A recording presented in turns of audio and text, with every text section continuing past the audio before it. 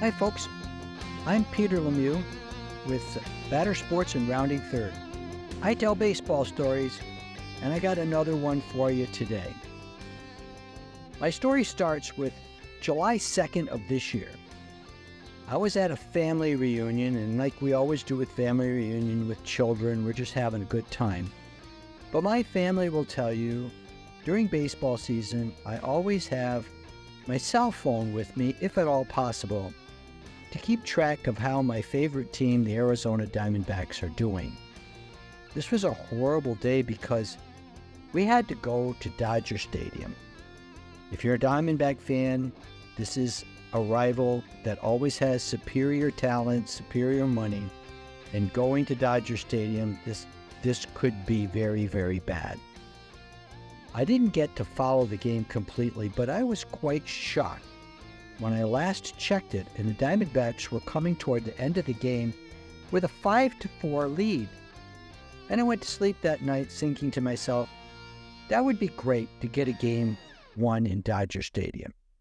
So when I woke up in the morning, I went on the screen, Dodgers 6, Diamondbacks 5. What happened? 5-4 lead, bottom of the ninth. The Diamondbacks bring in our closer, who up to that date had not blown a save all season. Strikes out the first batter. Strikes out the second batter. That followed with double, single. Dodgers win 6-5. So I showed that to one of my grandsons, and I said, here's a baseball lesson. To win a game, you must get the 27th out. We got 26th and couldn't get the 27th. So I'm titling this story, The 27th Out. And think about it this way. You can get 27 outs and still lose the game. If you're the home team, the visiting team has to bat 9 innings, you're going to get 27 of them out, but you can still lose. You can get 27 outs and lose in extra innings. But unless the game is not stopped for weather, you can never win a game with 26 outs. Full-length game, you can lose it, but you can never win a game where you don't get 27 outs. That 27th out, some nights, you will all agree with me, is the hardest out of the game. Ahead the whole time, the rally comes up, you need one more out. Sometimes you get it, sometimes you don't. So I got thinking about this. One of the most ridiculous comebacks in the history of baseball. I found 3. When I'm done, I'm going to ask you folks, and by the way, the people who follow me are geniuses. We have the best comments after my stories. But I want you to think about games where the 27th out was missing. So let me tell you one. Way back in 1952, the Cubs were playing a game in Cincinnati. This is a beauty, my friends. 9th inning. Cincinnati 8, Cubs 2. 2 outs, nobody on base. We're looking for the 27th out.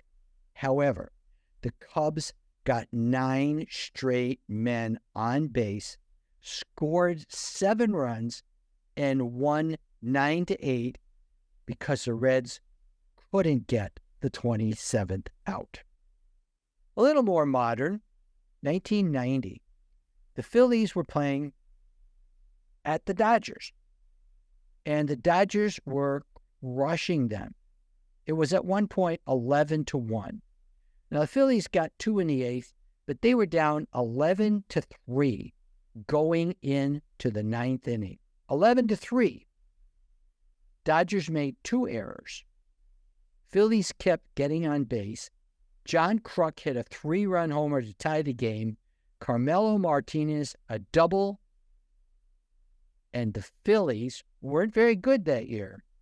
Beat the Dodgers 12-11, overcoming 8-run lead in the 9th inning. Once again, the Dodgers missed the 27th out. However, as wild as those games are, the absolute wildest one in baseball history happened way back in 1901. As often happens when you go back to old games, these stories get really crazy. Detroit was playing their very first game as members of the new American League. And to get ready for the game, they had a parade in Detroit. People marched into the stadium, music was playing. The crowd of 10,023 was over capacity for this stadium. So they put a rope in the outfield and put people behind the rope and said any ball going into the crowd would just be a double. So I started thinking to myself, obviously, this team did not expect to hit many home runs. If you hit into the crowd, you only got a double. So I had to do some checking. In the whole 1901 season, the Detroit Tigers hit 29 home runs. If that isn't crazy enough, the team leader had 4. So home runs were not a part of the game.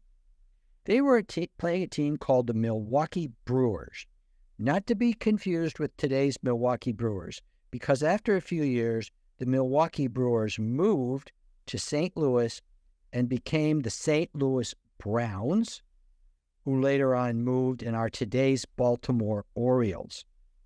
But enough of history. Let's talk about the game. The Tigers had 3 starters on their team with the nickname Kid. Kid Gleason, Kid Elberfeld, and Kid Nance. So the game started and all the Tiger fans were psyched up, but Kid Elberfeld made 3 errors in the first couple innings. In fact, at the end of the day, the Tigers had made 7 errors. They were quickly behind 7-0. By the 8th inning, they scored 1 run, and they entered the 9th down 13-4. You counting with me? A 9-run deficit. And the fans were, as could be expected, disgruntled.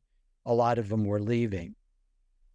Without telling you the names of these nobodies, guys you don't know, there was a double, an infield single, and then 3 successive doubles. Nobody out, 13-9. Pitching change. By now, the Tiger fans are sensing maybe some magic is going to happen.